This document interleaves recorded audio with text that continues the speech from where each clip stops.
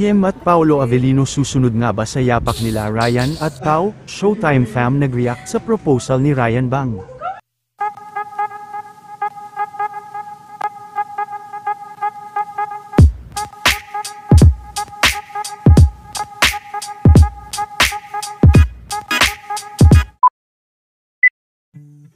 Matapos makarating nila Kim Chiu at Paolo Avellino sa Birmingham kahapon, ay wala na nga silang pahinga, dahil kaagad din naman nilang sinulit ang araw para makapamasyal dito. Ibinahagi rin ni Kim, ang kanilang video na namamasyal at ayon nga dito ay maliwanag pa din sa Birmingham kahit gabi na.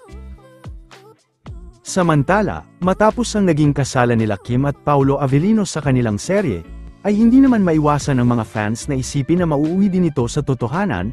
Natuwa rin ang mga fans dahil ang isa sa Showtime host na si Mr. Ryan Bang, ay natagpuan na rin ang kanyang forever sa kanyang nobya na si Paula.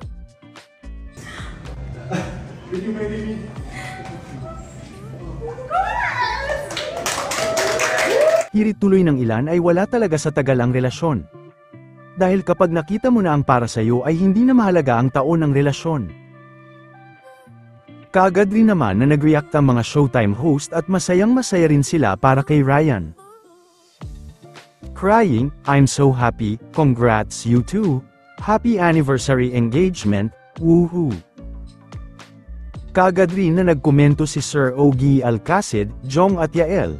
Makikita naman na nag-like sila Ayon Perez, Vong Navarro at ilan pa sa kanilang Showtime family.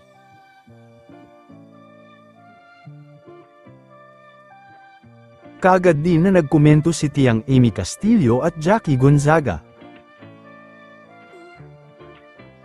Nagpasalamat din si Ryan sa pagtanggap ng kanyang nobya sa kanyang proposal.